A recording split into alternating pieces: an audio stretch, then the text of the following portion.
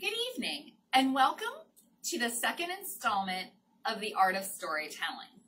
My name is Miss Cortney, and I would like to thank you for joining me this evening.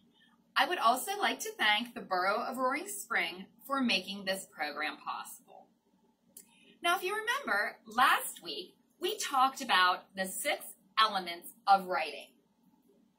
Our ideas, which are our main message, our sentence fluency, which is our flow of words, our organization, which is the internal structure and how events are organized throughout the piece, the voice, or the heart and soul of the writing, your unique style, conventions, which are those pesky things like spelling, capitalization, grammar usage, paragraphing, and punctuation. And of course, our word choices, which are our imagery. The words we use to convey our imagery. We want to show the writer what we are telling, not tell them. We want them to see it, not just read it.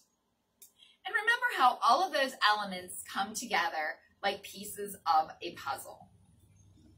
Now tonight, we're going to discuss the elements of a story.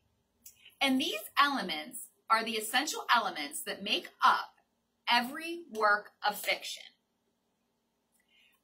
Think about it. Every story that you read has a setting, it has characters, it has a problem and a solution, and of course, the overall plot.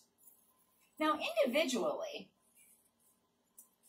the setting is where our story takes place.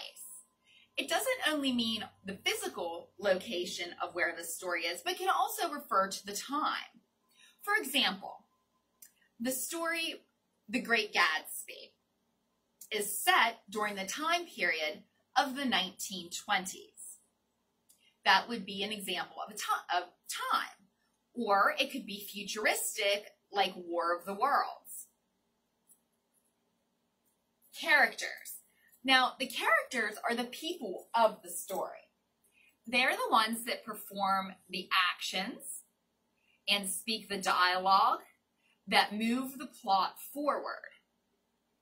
For example, Pete the Cat is the main character in the Pete the Cat books. Now, the problem or solution is the conflict that takes place during the story and how it is resolved.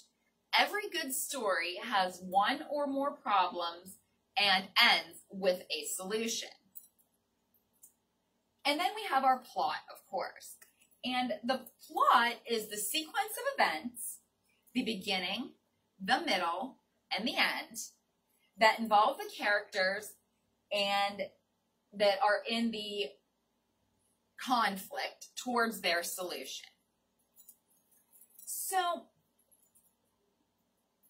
what I would like to do this evening is I would like to talk also about what's called a story map. And these are very helpful tools to use when you're writing a story. First, it gives you a thing for your setting.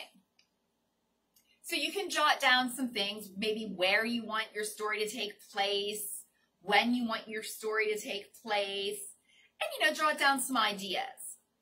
Your characters.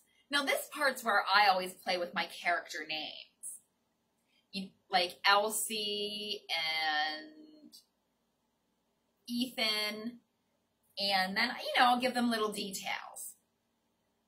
Problems. What problem is the main character in the story going to face? And how are they going to resolve it?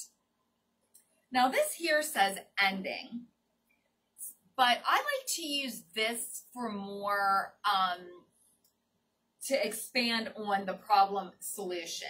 And maybe jot down a couple things that I feel might help my plot develop. And we'll be getting into character and setting development in our next session a little more in depth. So for this week's writing exercise, I would like everyone to complete a story map, filling in a setting, at least 2 characters, 1 problem, the solution for the problem, and how they're going to get to that point. If you haven't already done so, please stop by the library to pick up your Art of Storytelling materials. You can call us at 814-224-2994, message us on Facebook, or email summerstem@roaringspringlibrary.org. Thank you very much for your time this evening, and we'll see everyone next week.